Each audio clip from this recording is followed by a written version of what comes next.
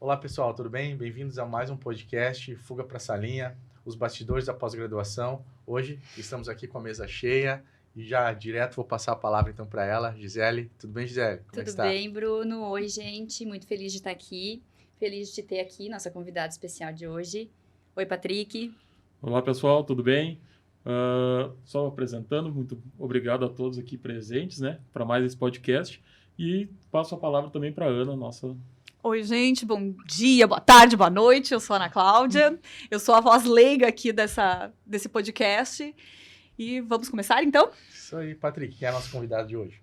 Então, muito obrigado antes, né, Dani, pelo convite. A Daniela Costa, então, ela é bióloga, tem um mestrado em biologia pela Unicinos também, e doutoranda do programa de pós-graduação em tecnologia ambiental da Unisc. Seja bem-vinda, Dani. Oi, pessoal, tudo bem? Agradeço o convite, fiquei bem feliz, porque falar do meu assunto de pesquisa sempre me deixa muito orgulhosa. Eu tenho um orgulho do meu projeto, então eu sempre me sinto muito alegre em poder compartilhar o pouco que eu sei, né? O pouco que eu ainda estou construindo durante o doutorado. Ah, que Então, bom. fico agradecida. Que bom te ter aqui também, a gente está bem feliz. E a gente vai falar sobre um tema super importante, né? Super atual. E a Dani, com certeza, é uma referência na área, né? Hoje nós vamos falar sobre bioconversão. E, que é um assunto que tá bombando aí nas redes, né? E tem bastante potencial de crescimento e implementação aí nas mais diversas áreas, né, Dani? Eu Primeira- posso entrar aqui no meio Isso, do vai lá, coisa. né? E antes da gente começar a aprofundar o assunto, Dani, tu pode explicar pra gente, assim, para o público leigo, o que é a bioconversão? A bioconversão, assim, explicando bem simples, assim, para todo mundo entender. Digamos, eu tenho uma matéria-prima inicial e quando eu aplico o processo de bioconversão, que normalmente pode ser com algum invertebrado, com algum micro-organismo, bactérias, fungos, enfim, eu transformo esse produto inicial em outros produtos. Então, no final do processo, não vai ser mais aquela matéria-prima inicial, ela vai se transformar em outra. Tá, Vai se biotransformar. Eu vou aplicar um organismo e ele vai biotransformar esse produto inicial em outro produto, em um único outro produto ou outros produtos. tá, e no teu caso, qual é a tua matéria-prima, o que tu utiliza e no que tu transforma? No meu caso, eu utilizo resíduo orgânico, tá? Diversos tipos de resíduos orgânicos. O meu organismo bioconvertor, então, é Hermetia lucens, é uma espécie de mosca, tá? Eu utilizo as larvas dessa mosca. Quando ela é aplicada no resíduo, então, no processo final da bioconversão, a gente tem dois coprodutos que a gente chama, né? Os principais dois coprodutos são, então, as larvas, que elas podem ser utilizadas para nutrição animal. E aí a gente tem também o resíduo final desse processo de bioconversão, que nada mais é do que as fezes das larvas misturadas um pouco com o resíduo orgânico que elas não conseguiram digerir, né, no processo. Então, basicamente, no final do meu processo de bioconversão, eu tenho dois coprodutos, que é as larvas e o fertilizante, né, o biocomposto que a gente chama. Mas a partir desses dois, a gente consegue fazer muitos outros coprodutos, Sim, né? potencial enorme, né? Desculpa. É correto a gente afirmar que se chama também uma biorreciclagem, alguma coisa assim? Sim, porque tu tá transformando um resíduo, um lixo, um descarte em outros produtos, né? E outra coisa que a gente Agregando sabe que é valor também. isso, Tu exatamente. agrega valor As dificuldades que a gente tem, né, Dani, da gente cultivar alguma coisa assim em laboratório, e a gente precisa primeiro dar que ela se adapte a um ambiente também, né? Então a gente pode induzir com que ela transforme aquilo ali, né? Sim. Mas a gente sabe das dificuldades, né? Que quanto é difícil a gente trabalhar tanto com micro-organismo ou com insetos ou alguma coisa assim, fungos, bactérias. E tu pode falar um pouquinho da tua dificuldade, assim, inicial, quais foram as principais dificuldades, assim, quando tu começou os cultivos? Algum probleminha específico, assim, que tu teve que contornar, alguma coisa assim, que tu lembre de maior dificuldade, assim? Sim, logo que eu comecei a criar a espécie, eu tive muita dificuldade. Porque até então eu não tinha nenhuma referência brasileira de cultivo, né? Então aqui a gente tem outro clima, né? Tudo diferente. Eu acho que é bem inicial as pesquisas. Isso, assim, essa espécie, ela começou a ganhar visibilidade ali por 2017, que ela começou a aparecer alguns trabalhos sobre ela, né? Aí foi 2020 e 2021 que meio que explodiu, assim. Sim. Que tu encontra mais publicações, né? Que daí explodiu o interesse de vários pesquisadores que começaram a acreditar que ela realmente é uma espécie bem promissora para a gestão de resíduo, né? Então, começou a surgir bastante pesquisa nesse... É um curto período de tempo, né? Para pesquisa é muito Isso, recente. é uma pesquisa recente. A bibliografia toda é super Então atualizada. é bem inovador, né? Então, essa tua pesquisa. Que dificulta então, a gente contornar tudo, né? Sim, quando eu comecei a criar, eu tive bastante dificuldade, né, para reproduzir ela no laboratório, porque eu tinha as larvas iniciais, mas aí eu fiquei vários meses empacada na reprodução do adulto, eu não conseguia reproduzir. Tinha vários fatores que limitavam, sabe? Eu andava pela Unisc com uma gaiola de mosca para lá e para cá, para tentar achar uma luz adequada para elas se reproduzirem, né? E como surgiu essa ideia de usar essa mosca? Tu viu um artigo, Eu ia perguntar isso, hein, o que te levou justamente nessa... a escolha, entrar nessa né? pesquisa, a essa espécie, já que é tão recente, né? Como que tu chegou nisso? Sim. Assim? Eu sempre trabalhei com insetos, né? Desde que eu entrei na graduação em 2010 até hoje, eu sempre trabalhei com insetos. Aí surgiu o interesse da gente trabalhar com gestão de resíduos. E aí veio a pergunta, então, como a gente vai entrar na gestão dos resíduos e não abandonar os insetos, né? A gente queria inserir eles na tecnologia ambiental, na gestão de resíduos, né? Então, a gente começou a avaliar quais espécies a gente conseguiria utilizar, né? Então, já estava surgindo essas pesquisas com a espécie, né? A gente começou a achar estudos com ela. Então, a gente resolveu investir a pesquisa e tentar começar uma criação aqui na universidade e começar a aplicar todas E as os resultados pesquisas. práticos têm se mostrado bastante promissores. Assim. Ela é muito eficaz. Ela tem um apetite muito voraz. Bem então, eficiente. assim, ela come muito resíduo orgânico. E que tipo de resíduo vocês estão utilizando hoje para a criação? Vocês tinham alguma demanda? Uma empresa tem um resíduo e a gente pode tratar, ou surgiu assim... Tu tem uma parceria, talvez, com algumas... A gente fechou algumas parcerias, alguns resíduos que a gente queria resíduos aqui da região, né? De agroindústrias regionais, que a gente sabia que tinha alguma certa dificuldade em destinar seu resíduo. Ou um gasto, né? Porque uma das parcerias é uma vinícola. A gente sabia que essa vinícola ela tem um grande custo por ano para destinar o bagaço de uva para aterro sanitário, porque tem que ir para o aterro, né? Então, a gente tentou fechar parcerias de resíduos regionais. Então, eu, no momento, já fiz a pesquisa com o bagaço de uva, né? Na primeira safra de uva, eu foquei a minha pesquisa só no bagaço de uva, da uva preta, da tradicional, né? Aí, na safra seguinte, eu pensei, tá, mas espera aí, a uva branca, elas não têm o mesmo composição nutricional, né? Quem sabe elas gostam mais ou não gostam. Aí, na safra seguinte de vinho, eu resolvi testar, então, o bagaço de uva branca, né? A gente fez parceria também com as processadoras de oliva ali de Cachoeira, sabe?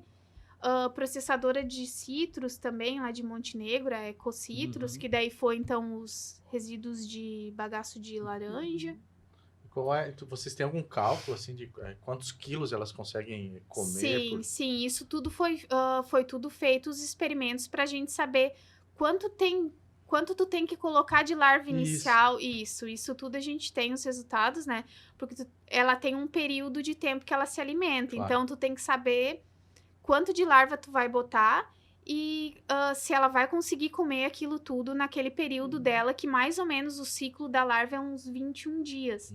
Então, tu tem que botar um alimento que nesses 21 dias ela consoma tudo, né? Que não sobre nada. E ela tem um apetite grande, pelo que tu falou, assim, então ela come tudo. Se ela tiver nas condições ideais ali, ela nesses 21 dias, a única coisa que sobra é o fertilizante, né? Que a gente usa depois para agricultura. E tu já tem, assim, alguém que já tenha investido, pelo menos pelo que sobra ali do final, o biofertilizante? Já tem alguém que está testando? Sim, a gente faz algumas doações, né? A gente doa larvas A também. gente sabe da capacidade desse biofertilizante, né? A gente já fez algumas doações para a comunidade, né? Para o pessoal testar na horta, na lavoura. Mas a gente tem experimento também. Tá sendo feitos os experimentos, né? Principalmente com tabaco, que é o forte aqui da região. E a gente está buscando também o pessoal da agronomia, quem queira investir um pouco na pesquisa para testar esse biofertilizante em diferentes culturas. Mas a gente já tem os testes iniciais com... E tem sido demonstrados Sim. muito bem. Sim, ele é um fertilizante super forte. Tanto é que nos nossos testes a gente já viu que se nós utilizar mais do que 30% na composição, ele queima de tão forte que ele é, sabe? Tem potencial, né? Isso. Ele tem que ser usado numa dosagem bem baixa. E esse tratamento de resíduos que vocês fazem com a bioconversão, qual é o diferencial de tu usar a larva da mosca ou um sistema convencional, digamos, a compostagem, se fosse utilizar para laranja, digamos, ou para uva, não sei, tu tem que destinar para aterro, não pode ser compostado, né? Daí já dá uma finalidade. Mas um outro material orgânico que possa ser compostado, qual seria a vantagem de tu utilizar essa técnica que vocês aplicam hoje?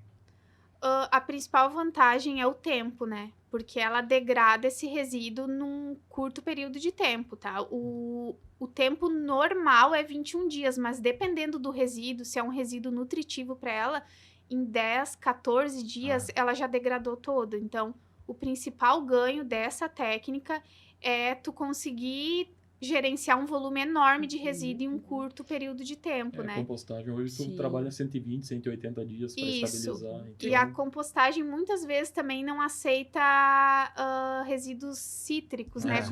Isso. Eu sei que acontece aqui na coleta de lixo da Unisc, né? Que tem um pessoal que recolhe para a composteira e os resíduos cítricos já ficam separados, porque normalmente o pessoal ele não leva o resíduo cítrico, ela se adaptou super bem, né? Isso, ela se adaptou super bem com resíduos cítricos, e daí eu considero isso mais uma das vantagens, né? Agora tu falou até dos resíduos aqui da própria universidade, né?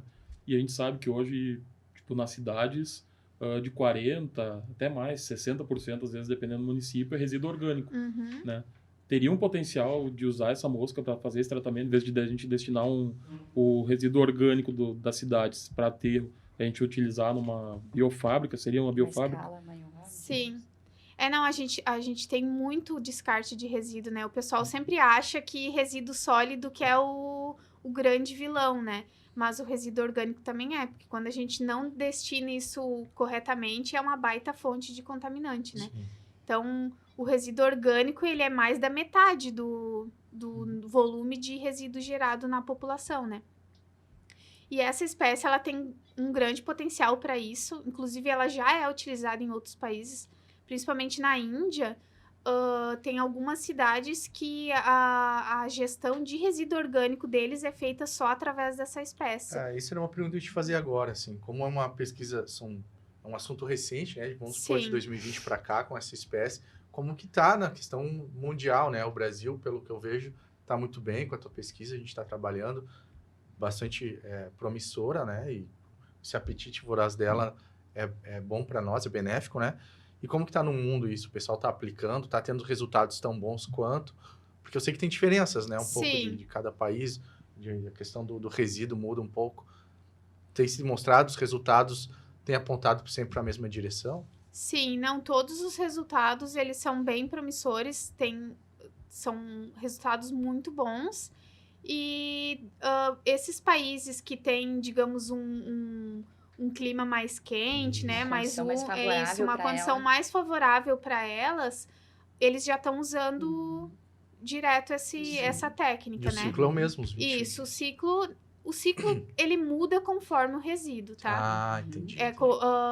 Se é um resíduo que para ela é muito nutritivo, ela vai fazer o ciclo bem rápido. Se é um resíduo que tem algo ali que dificulta um pouco o crescimento dela, que nem no caso da uva. A uva tem tanino. Sim. Tanino é considerado um bioinseticida, né? Ele pode ser usado contra insetos, né? Então, ela teve um pouco de dificuldade. Ela deu um resultado bem bom na bioconversão, mas ela já levou 41 dias. Sim, sim. Num resíduo que ela considera mais nutritivo, no caso da laranja, 14 dias, sabe? Nossa. Então, isso muda no... Tu chegou, assim, numa condição, assim, que te surpreendeu muito, assim? Ou um resíduo que te surpreendeu, assim, a desenvoltura dela? Sim, eu testei resíduo cervejeiro e até o momento é o resíduo que deu o melhor resultado. Eu Olha fiquei só.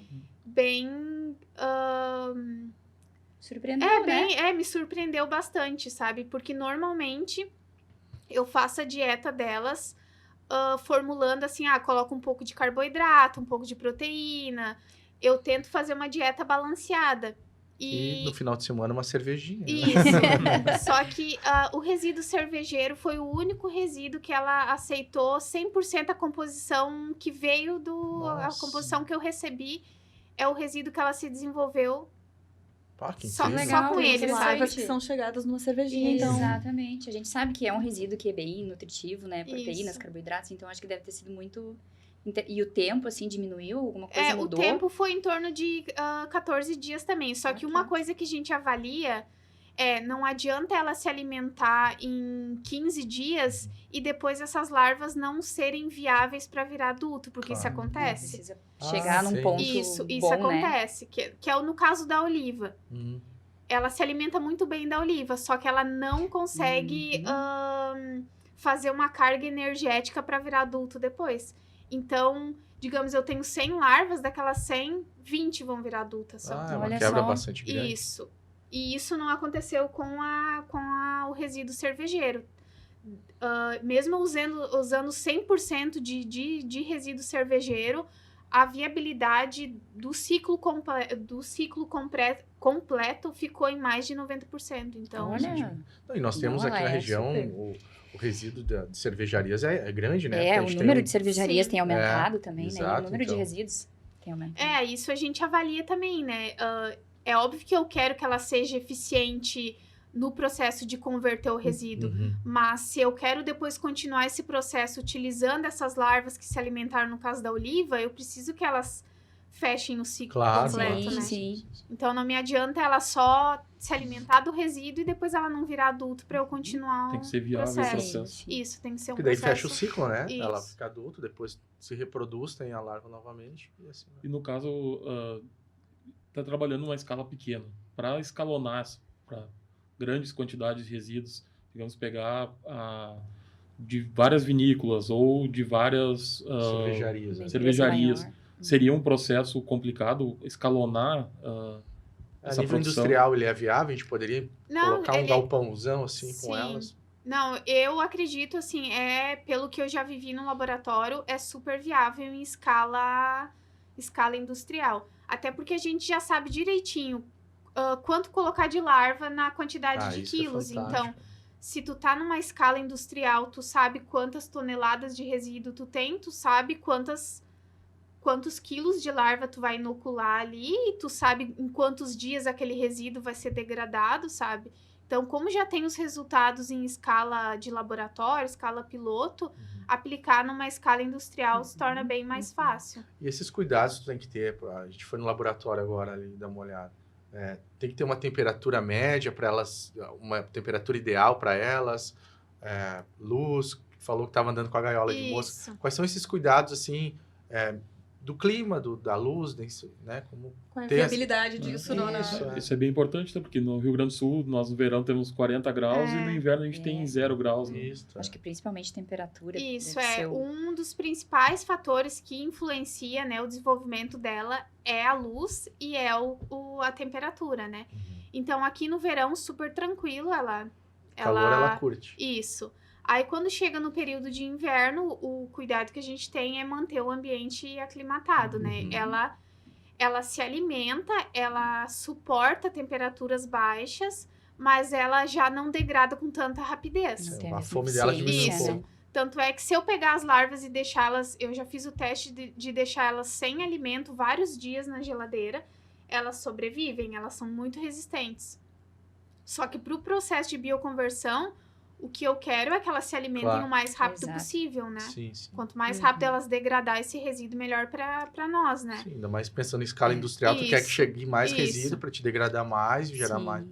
Então, no nosso período de inverno, né, a gente tem que manter ela em um ambiente mais favorável Sim, para mais o quente, processo, isso. Normalmente, eu mantenho em 26 graus no inverno, tá? Ah, mas é uma temperatura boa até para ti poder trabalhar também, não é tão quente dentro do laboratório Isso, para aham. gente poder trabalhar. E a questão da luz é que as larvas e os adultos, eles têm preferências diferentes. Diferentes? Isso. As larvas, elas são Interessante. fotossensíveis, elas são sensíveis à luz. Sim. Então, o ambiente das larvas tem que ser no escuro e já os adultos, eles precisam de iluminação para reprodução. Eles só se reproduzem com iluminação.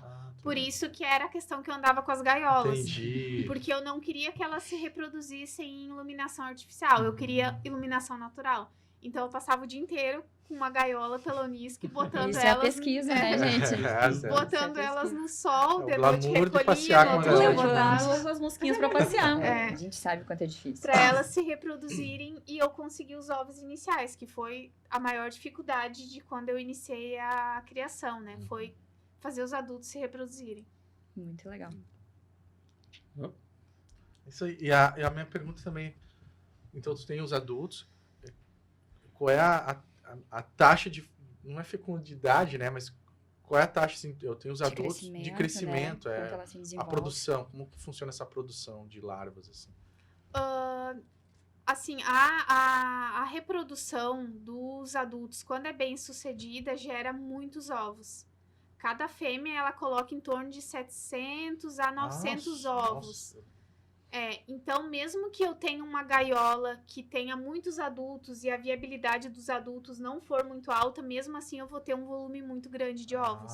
Então... Então, isso é o que deixa mais viável o trabalho, né? isso que eu Eu não pensei. preciso ter todos os adultos viáveis. Eu Isso. tendo poucos adultos, poucos casais, eu já consigo um grande número de ovos. eu pensei justamente nessa quebra, né? Se tu pensar numa escala industrial, tu tem aqueles adultos, então se uma coloca 700 ovos, tu consegue escalonar isso. Isso. É uma progressão geométrica, né? Então, A produção de ovos ela é bem alta na Em tempo, reprodução dos adultos, Sim. né?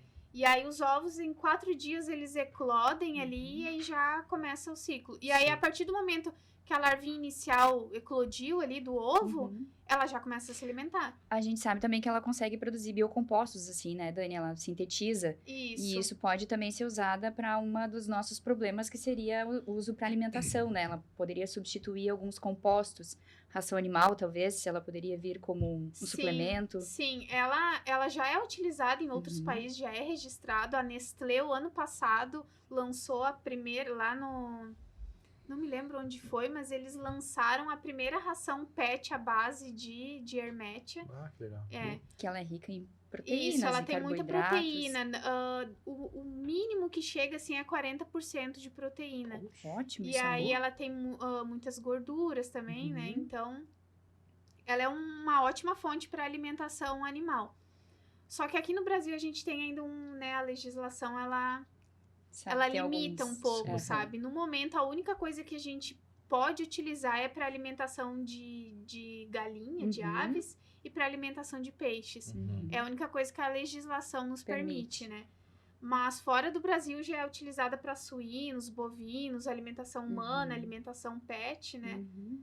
Por ela ser rica em nutrientes. Mas é Então, que também é bem recente, né? Como a gente estava Isso, falando. é. Então, à medida que os resultados forem aparecendo, as pesquisas Vai vão melhorar evoluindo. isso, Isso, eu acredito que à medida que a pesquisa for crescendo em outros países, aqui no Brasil Isso. vai começar a liberar também. Sim, Agora sim. surgiu uma dúvida, assim, o tipo de resíduo que tu vai usar, ela muda o final, as características finais, e, Composição, e, né? e o- e a utilização da larva ou do produto que vai gerado no final? Sim, o que ela se alimenta muda a composição nutricional da larva e muda a composição do fertilizante. Claro. E aí é isso uma das coisas que eu tô testando no doutorado. Então, todos esses resíduos que eu tô testando, Manter eu um tô padrão. testando o que é que mudou.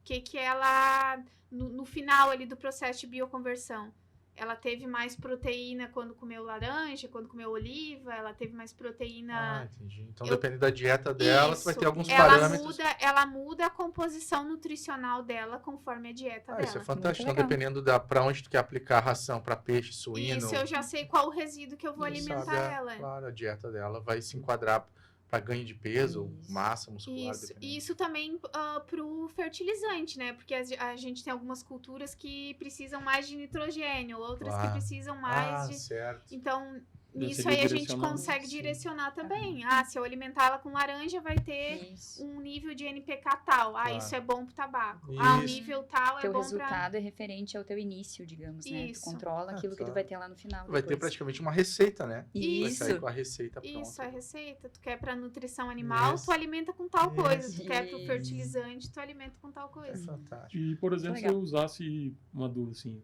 o resíduo urbano, que é um misto de muitas coisas, teria uma aplicação para essa larva depois, sei lá, tu falou que ela produz óleo, a gente usar esse óleo para produzir um biocombustível, alguma coisa assim? Sim. Isso já acontece em alguns lugares, tá?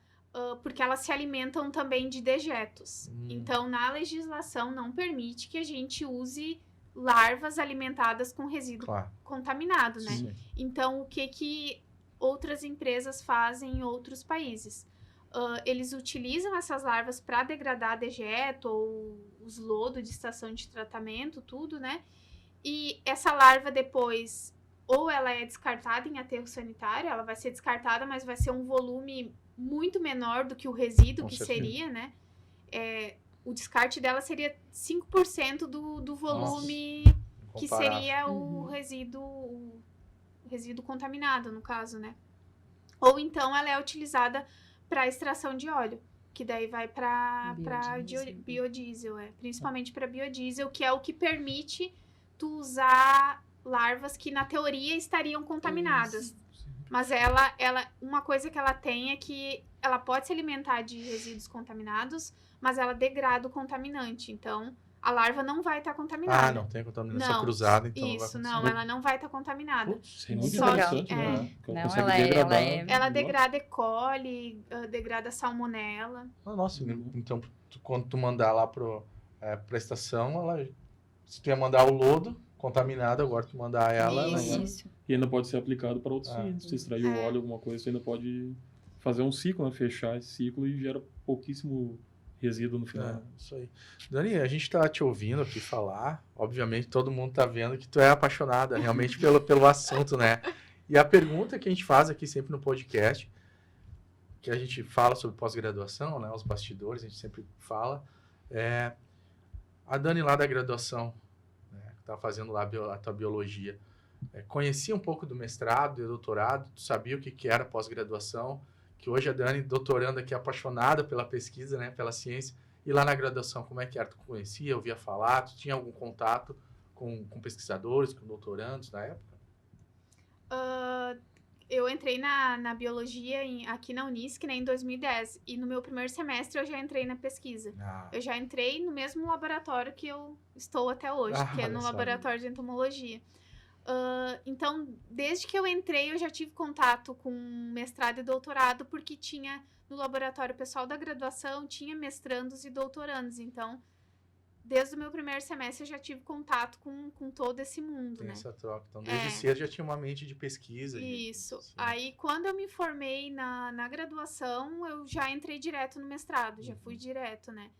Depois, entre o mestrado e o doutorado, eu dei uma pausa, que eu tive alguns traumas no mestrado, né? Que eu tive bastante problema... Nem tudo são flores, né? com demissões lá na universidade, né? Eu perdi meus orientadores no meu primeiro ano, então eu fiquei praticamente... Sozinha? O último ano levando sozinha, então... Fiquei órfã no primeiro ano, né? Então eu senti bastante dificuldade de terminar meu mestrado lá, né? Desenvolver o próprio trabalho. Isso, então... desenvolver sozinha, sem uma orientação, né? Então, quando eu terminei o mestrado, eu dei uma pausinha, porque eu fiquei um pouco... Triste ali. Isso, um pouco triste com a situação, mas depois voltei. Voltou. A gente respira e sente falta daquilo ali, né? Isso, a gente sente falta. Demonstrar a importância do orientador, né? Do bom orientador para nos ajudar. E, O orientador faz muita diferença. Faz diferença, Então, né? o aluno, ele... Óbvio que quando tu entra, tu tem a capacidade de seguir, mas tu precisa de outras pessoas. Tu não consegue fazer uma pesquisa sozinha. Não, tu... claro. Tu precisa da experiência daquele Isso. professor ali, né? Porque ele já está há anos dentro daquela pesquisa, né? Sim. E a gente precisa de uma opinião, por mais que a gente, como tu falou, a gente tenha a condição de desenvolver o projeto, mas às vezes uma palavra ali do orientador te muda a visão, né? Te uma amplia sim, bastante a sim. visão. Um direcionamento, às vezes. Porque tu tá aprendendo a fazer ciência, né? E ele já está há anos desenvolvendo a ciência, essa pesquisa. Então, é bastante... Eu acho que é mais ou menos esse papel hoje também que a gente tem com os IC, né? É isso que eu ia falar. Hoje Trabalha com a tu gente. tá num papel diferente, né? Tu como doutorando, tu tem ali o pessoal da iniciação científica, Sim. né? Da graduação, deve ser interessante isso, né? Já foi bolsista desde o início, e tu pegar esse pessoal já para moldar a mente, né? Dentro da ciência deve ser legal, né? É bem... Eu, quando entro os bolsistas que a gente auxilia, eu me vejo no tempo que eu era na graduação, Isso é né? bacana, né? É da bonito ver. mesma forma. Hoje tu está inspirando novos pesquisadores também. Né? Isso é bonito, a ciência é isso, né? É um ciclo. Né? É isso Vai aí. renovando. Pessoal, a gente está indo pro final já do podcast, fechando aí nossos 30 minutos, passa rápido, né? A gente O envolvido assunto é aqui com a ação. interessante, né? Quando vê, É. a gente... Eu vou passar então, Patrick, dar o teu tchau aí, pessoal. Só agradecer pelas conversas, acho que foi muito legal, um tema muito interessante. E, novamente, agradecer a Dani pelo momento que ela passou aí com a gente. Isso aí, Ana. Ai, gente, obrigada, Dani, por ter vindo. Obrigada por ter falado sobre a tua pesquisa, porque eu comecei aqui com nojinho das tuas larvinhas, mas eu entendi a importância delas. É isso aí, Gi. Agradeço, Dani. Acho bem importante a gente falar. A gente que está envolvido assim, muito em laboratório, a gente sabe o quanto é difícil, né? E quanto é legal a gente poder trazer a pesquisa e mostrar para os outros aquilo que a gente está fazendo. Acho bem importante. Agradeço porque eu pude conviver um pouquinho também com a Dani, com o projeto dela. Então, a gente teve uma pequena parceria ali, eu e ela. Eu achei muito interessante desde ali, já o teu projeto. E obrigada. Eu agradeço também por poder participar mais uma vez. Obrigada. O podcast é nosso. Eu agradeço também, Dani. Muito obrigado. Quer se despedir do pessoal aí que está nos ouvindo? Não, eu que agradeço, pessoal. Fiquei bem feliz com o convite. E eu me empolgo em falar. Tipo, eu tava nervosa quando comecei, mas depois a gente começa a falar E flui, né? só quer falar, É falar. que a gente domina, né? Então a gente se sente mais tranquila Sim. também, né? Ah, Não, que bom. mas A eu que gente agradeço poder trazer um pouquinho do que eu faço, do que eu gosto de fazer. E as minhas larvas são lindas. E o nosso podcast é isso, ele tá sempre de portas abertas para receber, para conversar. Daqui a pouco tu tem um outro resultado muito promissor, tu vem aí e a gente pode É conversar de importante novo. conhecer o projeto do colega, né? Pra É importante, talvez né? a É gente isso que eu ia poder ou falar. ajudar ou ele nos ajudar em alguma coisa também muito É interessante. isso aí, eu agradeço em nome aqui do podcast de todos, a tua participação, muito obrigado. Fantástico, né?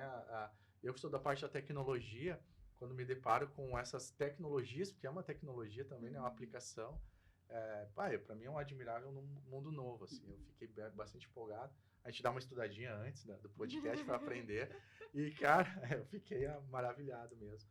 Muito obrigado pela tua participação. O pessoal que está nos ouvindo, nos siga nas redes sociais, tem o nosso Instagram, Fuga Pra Salinha, e o nosso Spotify. Vai, Ana? Antes da gente ir embora, vamos agradecer também aqui o programa de pós-graduação em tecnologia ambiental, o curso de comunicação social e o pessoal aqui do Lab de Rádio, né, que dá todo esse suporte pra gente. É isso aí. Obrigada. Fundamental importância. Muito obrigado, pessoal. Um abraço e até o próximo programa.